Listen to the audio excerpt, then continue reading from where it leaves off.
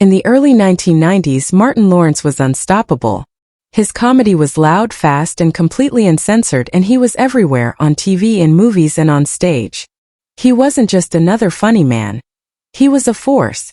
After hosting HBO's Def Comedy Jam in 1992, he became the face of raw, unfiltered humor. His energy lit up the stage, and he brought the same intensity to his own sitcom, Martin, which launched the same year on Fox. The show was a smash hit, drawing over 10 million viewers per episode and making Martin one of the highest-paid actors on television. He was bold, fearless, and didn't seem to have a limit. But one night in 1994, on live television, that fearlessness would change his career forever. That February, NBC invited him to host Saturday Night Live. The network was struggling with ratings and wanted someone who could bring back an edge to the show. Martin seemed perfect, wild enough to draw attention, but experienced enough to handle live TV. He'd already done talk shows like The Tonight Show with Jay Leno and Late Night with David Letterman, where he kept things funny without crossing any lines. NBC hoped he could give them some of that energy while still playing by the rules. But Martin Lawrence never liked rules, and that tension started building from the first rehearsal. During the week leading up to the show, the SNL writers tried to shape his monologue into something safe, light jokes about fame, his sitcom, or everyday life. Martin had other ideas.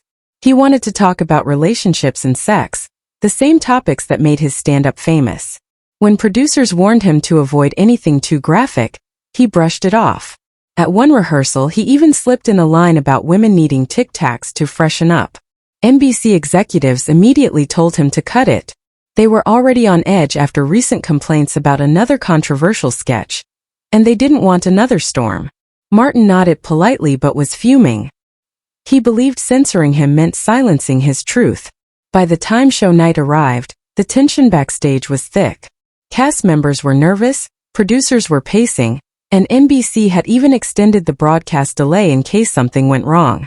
As the show opened, Martin came out to loud applause. He joked about the cold weather in New York and about the John and Lorena Bobbitt case, material that had been approved. The crowd laughed, and for a moment it seemed everything would go smoothly. Then Martin took off his flannel shirt, looked into the audience, and went off script.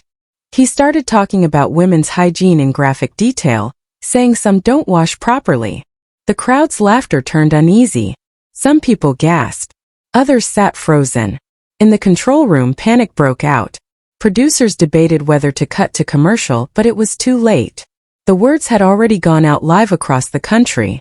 When Martin walked off stage, the room backstage was silent. Veteran cast member Phil Hartman was furious. Others, like Julia Sweeney, told him to his face that he'd gone too far. Martin didn't apologize. He said it was just comedy, the same kind he'd always done. By morning, NBC was in crisis mode. Hundreds of complaints flooded the network. Some called the monologue disgusting and sexist. Others said it was just crude and pointless. Sponsors like Procter & Gamble pulled their ads, and NBC affiliates across the country issued on-air apologies. 3 days later, NBC's West Coast president, Don Ohlmeyer, made it official. Martin Lawrence was banned. The network released a memo accusing him of breaking his promise to stick to approved material and declared that he would not appear on any NBC show again. Not on SNL, not on The Tonight Show, nowhere.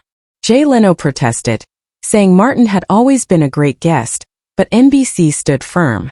The fallout was immediate. NBC even sent letters to its local stations apologizing for the inappropriate content and promising that the monologue would never air again. For the West Coast rebroadcast, the controversial section was edited out entirely. In future reruns, NBC replaced the missing segment with a deadpan disclaimer read by writer Jim Downey, explaining that Martin Lawrence's frank and lively presentation had nearly cost us all our jobs. That disclaimer became infamous. It was awkward, absurd, and unforgettable. An unintentional joke that became part of SNL lore. Martin didn't seem fazed at first. In interviews, he said he hadn't meant to offend anyone, that he was just telling the truth. He called it everyday humor. He also pointed out what he saw as hypocrisy. A week earlier, Alec Baldwin had done a sketch many found disturbing, but NBC hadn't banned him. Martin said it wasn't about what he said, it was about who said it. Still, the incident hurt him. The ban wasn't written in stone, but it followed him everywhere. Networks hesitated to book him. Sponsors backed off. In a matter of days, his reputation went from fearless to reckless.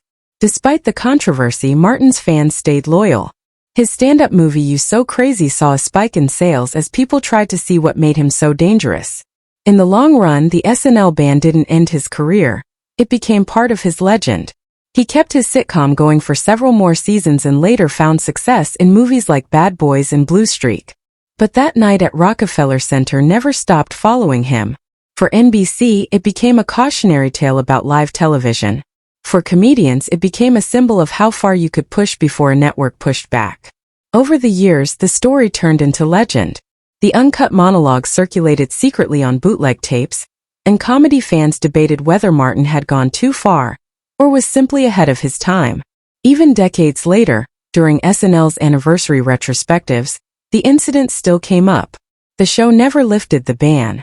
Tracy Morgan once tried to convince Lorne Michaels to invite Martin back, but it never happened.